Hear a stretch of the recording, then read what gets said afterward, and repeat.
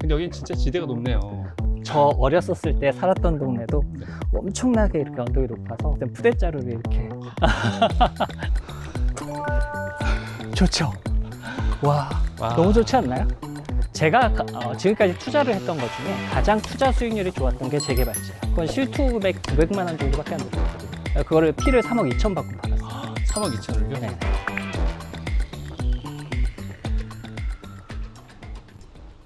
오늘 나오신 곳은 어떤 곳인가요? 오늘 경매 물건으로 나왔는데 여기가 사실 재개발지예요. 이렇게 네. 정말 오래됐고 노후된 빨간 벽들만 보더라도 세월의 흔적이 느껴지죠. 네. 근데 여긴 진짜 지대가 높네요. 네, 높아요. 점점 위로 올라갈수록 더더욱 높고, 뭐 봉천동이나 부가연동이나 뭐 이런 거 보는 것 같죠. 한겨울에는 어린이들은 좋을 것 같아요. 저 어렸었을 때 살았던 동네도 엄청나게 이렇게 언덕이 높아서 저 어렸을 땐 푸대자루를 이렇게 이 정도의 연식의 빌라가 여기 있으니까 약간 신축 빌라 같은 느낌이네요. 그러네요. 그러니까 이게 확실히 네. 외관이 이 연식을 좀 많이 말해주죠. 빨간 벽돌이 아무래도 가장 오래돼 보이고 여기는 대부분이 다 빨간 벽돌이다 보니까 네. 그만큼 노후가 됐고 이제 또 바꿔 말하면 노후가 됐기 때문에 좋은 호재가 되는 거죠. 노후도도 굉장히 충족하고요. 뭐 접도율이라든가 호수밀도라든가 이러한 것들도 다 잘 갖춰져 있겠죠. 대표님은 이런 노후주택 투자를 좀 선호하시는 편인가요? 솔직히 말씀드리면 네. 저는 빌라 투자도 많이 하거든요. 근데 그 빌라 투자를 하는 주된 이유가 재개발지 때문이에요. 그래서 저는 이제 빌라를 매입할 때 네. 신축은 절대 안 삽니다. 그리고 네. 노후도가 있고 그리고 굉장히 오래된 빌라를 오히려 더 선호합니다. 저는 재개발지를 오히려 전문적으로 좀 투자하는 편이에요. 제가 지금까지 투자를 했던 것 중에 가장 투자 수익률이 좋았던 게 재개발지예요.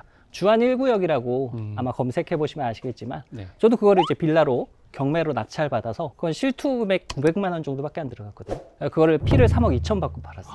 3억 2천을요? 네네네. 그게 재개발지의 매력인 거죠. 그것도 제가 아파트로 바꿨어요. 주안 힐스테이트 푸르지오라고 해서 네. 그 아파트로 바뀌는 입주권 상태에서 피를 받고 매도를 했죠. 제가 대전에만 빌라를 6개 가지고 있어요. 진짜요? 네. 네. 그게 다 재개발지를 위해서 사놨고 하나가 아파트로 이번에 바뀌었어요. 네. 리더스 시티라고 해가지고 네. 거기도 이제 재개발로 된 겁니다. 그 기간이 얼마나 걸리셨던 거예요? 재개발지다 보니까 좀 오래 걸렸어요. 주안 1구역 같은 경우는 한 4년 몇 개월 걸렸고요. 그래도 이건 좀 빨리 진행된 겁니다.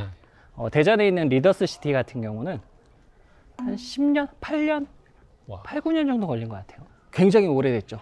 그리고 제가 역사처럼 가지고 다닌 거를 제가 강의 교재로 사용하고 있는 빌라가 2008년도에 매수한 빌라예요. 그거 지금도 가지고 있어요. 2008년도에 매수한 빌라를요? 네. 재개발을 봐서 샀는데 네. 그게 지금까지도 빌라예요. 지역을 여쭤봐도 돼요? 네. 대전에 있는 거의 비례동인가 가양동인가 그래요. 가양동이다. 이게 좀 많으면 헷갈립니다. 거기가 지금 조합 설립이 됐어요. 됐어요? 네, 조합 설립이 됐고 이게 몇 년 만이야. 근데 다만 그것도 있어요. 지금 1000에 40을 받고 있거든요. 네. 그걸 제가 3,400인가에 받았어요.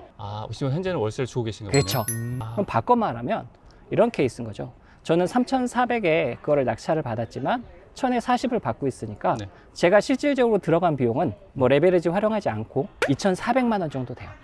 제가 그거를 40만 원 월세를 받고 있잖아요. 네. 이걸 연세로 바꾸면 480만 원인 거죠. 네. 임대 수익률이 몇 프로인 줄 아세요? 20%입니다. 이게 부동산 투자예요. 시간에 투자하는 거. 그럼 사실 손해를 보신 건 아니네요. 굳이 팔 이유가 없어서 안 팔고 있는 거고 사실 실패한 투자긴 하죠. 왜냐하면 저는 재개발을 바라봤고 이제서야 조합 설립이 됐어요. 지금은 이제 조합 설립이 돼가지고 이제 움직이고 있는데 물론 시세 상승도 많이 났지만 제가 원하는 만큼의 수익률은 아니죠. 다만 임대 수익률을 맞춰놓게 보면 정말 있는 듯 없는 듯 월세 세팅해놓고서 모른 척 하다 보면 언젠간 또 아파트로 된다. 그리고 임대 수익률이 20%라는 확률은 레버리지를 사용하지 않고 나오는 20%다 보니까 사실 월세만으로도 집값의 이익을 뽑았죠. 이런 투자는 사실 좀 인내심을 요구하긴 하겠네요. 부동산 자체가요. 네. 솔직히 말씀을 드리면 지금 뭐 단타, 단타 부동산 강의 뭐 이런 게 굉장히 유행하잖아요. 네. 거래 단위가 크고 네. 그리고 부동산이 움직이는 게 쉽지가 않아요. 네. 샀다 팔았다의 이 거래 비용도 많지만 이거 매수자가 나타날 때까지 함부로 팔 수도 없잖아요. 네. 그러니까 이러한 것들을 이제 단타로 하기보다 사실은 부동산이라는 건 좀 장타라든가 시간 투자자가 되라. 제가 이렇게 이야기하는 편이긴 해요. 말은 그러지만 저도 단타합니다. 네, 바로 이 빌라입니다. 이 빌라가 경매로 나왔고요. 본동 148번지 신속통합계획에 포함된 재개발지 경매 물건입니다. 사건 번호는 2024 타경 5462, 소재지는 서울 강북구 번동 148-69번지 1층 1호 물건입니다.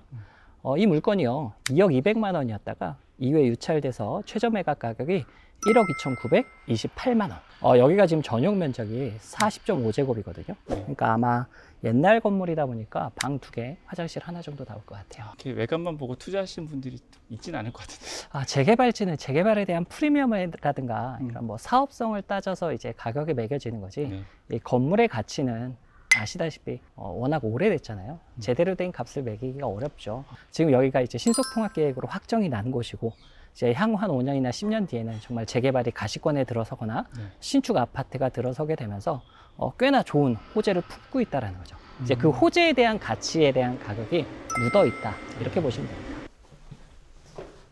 그냥 현재 누가 계신 건가요? 네, 현재 채무자금 소유자가 살고 있고요. 네. 문을 두들긴다던가 이래서는 안 될 것 같고. 여기입니다. 최대한 조용히. 민폐 끼치면 안 되니까. 지금 집주인이 거주를 하고 있는 것 같고요. 네, 그래서 아무래도 용도에 대한 부분들도 이 정도는 생각을 해 놓으셔야 됩니다. 여기가 언덕이라 옥상에 문이 열려 있다면 뷰는 괜찮을 것 같은데, 아무래도 오래된 곳들이다 보니까 이렇게 짐들을 계단이라든가 이런 데에다 좀 적재를 해놨네요.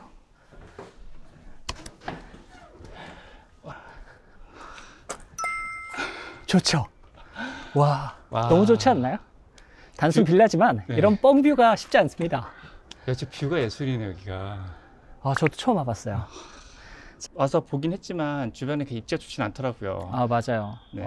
여기가 솔직히 말씀드리면 역과에도 거리가 좀 많이 있어요. 그래서 마을버스를 타고 좀 이동을 해서 또 걸어가야 되고, 학교 같은 경우에도 좀 밑으로 쭉 내려가야지만 이제 초등학교와 중학교가 있기 때문에 도보권으로는 한 10분? 근데 또 아무래도 언덕이다 보니까 좀 더 체감상 거리감이 있어 보이겠죠.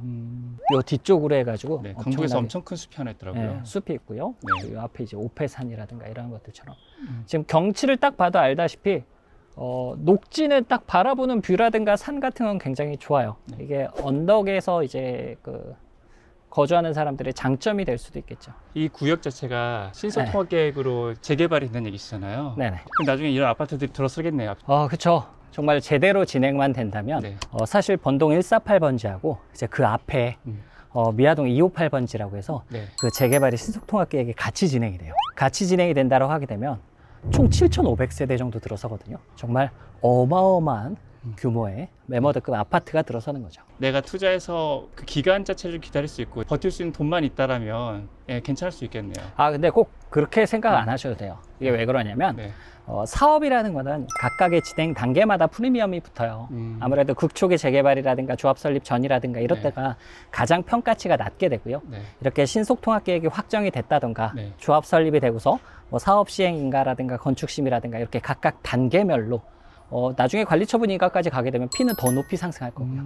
그렇기 때문에 내가 이걸 끝까지 가져가야 된다? 이렇게 생각하실 필요는 없어요. 재개발이라는 건 각각 진행 단계마다 프리미엄이 계단 형식으로 붙습니다. 나중에 그 조합원 승계받지 못한다던가 그런 좀 우려는 없을까요? 경매 물건 같은 경우에 가장 큰 장점은 여기가 토지거래 허가구역이거든요. 토지거래 허가구역이라고 하더라도 실거주 의무가 없어요. 그래서 바로 전세 세팅도 가능하고 월세 세팅도 가능합니다. 그리고 승계도 가능해요. 조합원에 대한 승계도 가능합니다. 2번 유찰된 곳들 보면 꼭 앞에 차 금액을 높게 더 쓰더라고요. 맞아요. 실제 그런 경우들이 있죠. 이게 경매가 굉장히 매력적인 것 중에 하나가 결국엔 심리 게임이잖아요. 맞아요. 그래서 이 경쟁을 통한 매매를 하다 보니까 그런 현상들이 종종 나와요. 대표님, 그럼 노후주택에 투자를 할 때는 어떤 점을 좀 주의해야 될까요? 일단 멘탈이 강해야 됩니다. 왜냐하면 이제 주거가 열악하고 이제 노후된 건물이다 보니까 민원제기, 그러니까 그 임차인의 요구라든가 이렇게 거주 환경이 열악하면 열악할수록 내가 또 들어가는 비용들이 생겨요. 그래서 그러한 것들까지 감안하고 이제 정신적 메탈을 좀 무장하고 예, 그리고 시간에 투자할 수 있는 사람 이런 사람들이 아무래도 이런 재개발지 투자, 극쪽의 재개발지 투자에 좀 적합해 보이고요. 솔직히 사업성 같은 것들은 점점 지켜봐야 되는 부분이긴 하지만 지금 이렇게 좀 지지부진하게 움직이고 있는 곳들은 사실상 사업성이 그렇게 좋지는 않아요. 내가 일확천금을 노리고 들어간다 라기보다 물론 서울의 핵심 급지의 재개발지들은 정말로 굉장히 큰 시세 차익이라든가 이러한 것들을 건질 수 있지만 이러한 곳들, 사업성이 조금 의문점이 있는 곳들은 사실상 그렇게 매력적인 물건이 아닐 수도 있거든요. 그래서 내가 일확천금을 노리고 들어간다라든가 크게 대박을 터뜨려서 들어가야겠다 이러한 생각은 조금 자제하시는 게 좋겠죠. 좀 욕심을 내려놓을 필요도 있을 것 같아요.